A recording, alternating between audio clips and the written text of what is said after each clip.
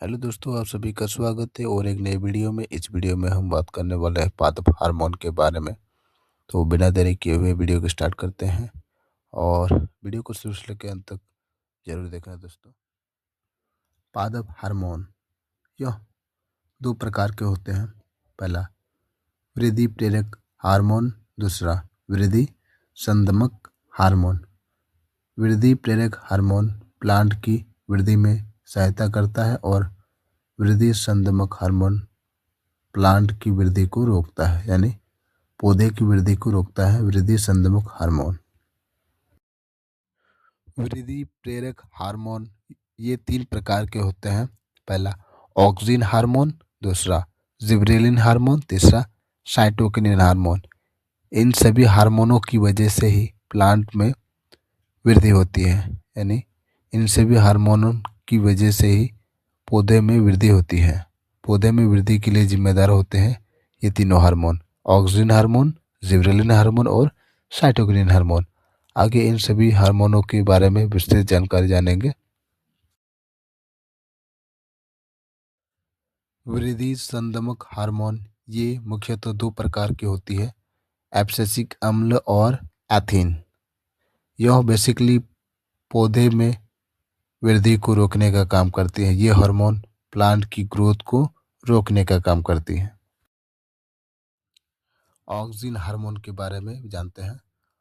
ये हार्मोन तनों के सिरे में पाया जाता है। यह कोशिका की लंबाई बढ़ाता है। अगर प्लांट की कोशिका की लंबाई बढ़ेगी तो पौधे की लंबाई भी बढ़ेगी। यह पौधे की लंबाई को बढ़ाता है। ऑक्सिन हार्मोन को अधिक प्रकाश से दिक्कत होती है, इसलिए यह हमेशा अंधेरा की ओर भागता है। ऑक्सिन हार्मोन जो होती है, अत्यधिक प्रकाश से इसको दिक्कत होती है, इसलिए यह हमेशा अंधेरा की ओर भागता है। दूसरा है जिबरेलिन हार्मोन। इसकी विशेषता: जिबरेलिन हार्मोन भी ऑक्सिन हार्मोन की तरह पौधे में तने की वृद्धि में मदद करता है। यह अंकुरन में मदद करता है। किसी भी बीज को बोने के बाद जो उसमें अंकुरन जो होता है वो जिबरेलिन हार्मोन की वजह से ही होता है। और पौधों में पुष्पन के लिए जिम्मेदार होता है जिबरेलिन हार्मोन है। पौधों में जब पुष्प जो आते हैं ना, वो इन्हीं हार्मोन की वजह से आता है। अगला है साइटोकिनिन हार्मोन। यह हार्मोन कोशिका विभाजन को बढ़ाता है। सेल डिवीजन होगा तभी तो पौधे में ग्रोथ होगा। कोशिका विभाजन मीन्स पुरानी कोशिका से नई कोशिका का बनना। पुरानी कोशिका से नई कोशिका बनेगी तभी तो पौधे में वृद्धि होगा। तो साइटोकिनिन हार्मोन कोशिका विभाजन को बढ़ाता है और ये ज़्यादा कोशिका विभाजन वाले क्षेत्रों में पाई जाती है, जैसे फलों और बीजों में पाई जाती है अधिक सांद्रता में। रंध्र के खोलने के लिए साइटोकिनिन हार्मोन ही जिम्मेदार होती है।